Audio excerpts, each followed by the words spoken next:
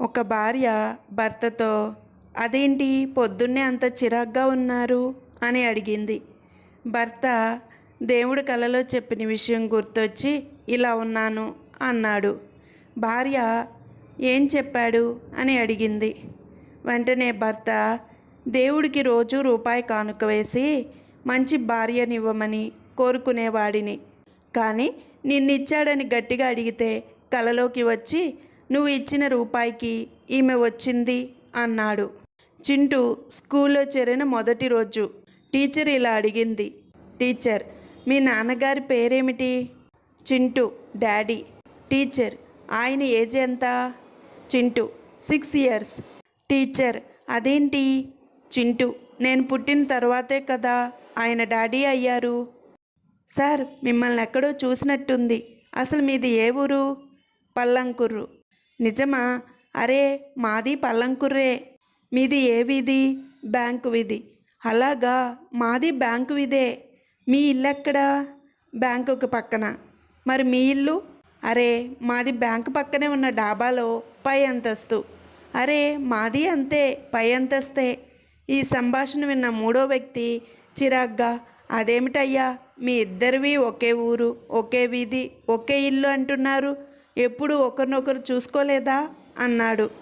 భలేవారే, ఎందుకు చూసుకోము, మేమిద్దరం అన్నదమ్ములం.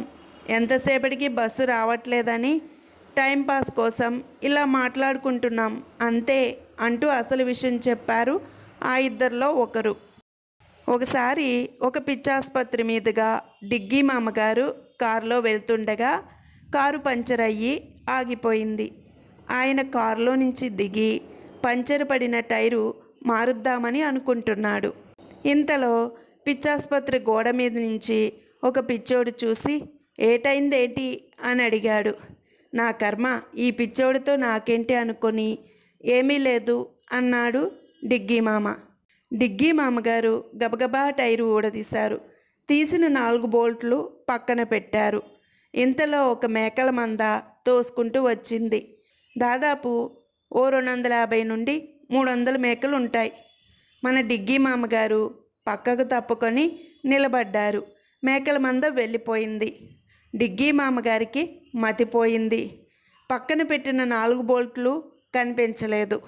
మేకలు తన్నుకుంటూ పోయాయి. ఇప్పుడు ఎలా అనుకుంటూ గెడ్డం గోక్కున్నాడు. ఇప్పుడైనా చెప్పవో, ఎటైనాదో, నా హెల్ప్ తీసుకో అన్నాడు మన పిచ్చోడు. వీడు వదిలేటు లేదని 4 బోల్ట్లు ఎక్కడో పోయాయి. ఇప్పుడు టైరు ఎలా మార్చాలా అని ఆలోచిస్తున్నాను అన్నాడు డిగ్గీ మామ. ఓ సోస్, ఈ మాత్రం దానికే గెడ్డం గోక్కవాలేటి, నన్ను అడిగితే చెప్పేటోడిని కదా అని. ఇదిగో ఓయ్ గెడ్డమబ్బి, ఆ 3 చక్రాలకున్న 4 బోల్ట్లో నుంచి ఒక్కొక్క బోల్టు ఓడతీసి ఈ 4వ చక్రానికి బిగించు. ఊళ్ళోకి వెళ్ళినాక ఇంకో 4 బోల్ట్లు కొని 4 చక్రాలకి బిగించు. అంతే. వారిని ఎట్ట బతుకుతావయ్యా, మమర్దనం లేకపోతే అన్నాడు పిచ్చోడు. డిగ్గీ మామకే మతిపోయింది. భలే ఐడియా ఇచ్చావు, అమోఘం. అవును, మరి నిన్ను పిచ్చాసుపత్రిలో ఉంచారేమిటి అన్నాడు డిగ్గీ మామ. ఆయ్, నేను పిచ్చోడినేనండి బాబు, మీలాగా వెర్రోడిని కాదు మరి అన్నాడు మన పిచ్చోడు. కోడలు అత్తగారితో ఇలా అంటుంది. ఏంటత్తయ్య, ఈ జనరేషన్లో కూడా మీరు ఇలా ఉంటే ఎలా, కొంచెం అప్డేట్ అవ్వండి. అత్తగారు, ఇదిగో కోడలా, క్యాలెండర్ మొత్తం వెతికినా అన్ని డేట్లు కనిపిస్తున్నాయి, కానీ నువ్వు చెప్పిన ఈ అప్డేట్ మాత్రం కనపడలేదు. కోడలికి మతిపోయి నోరు తెరిచింది.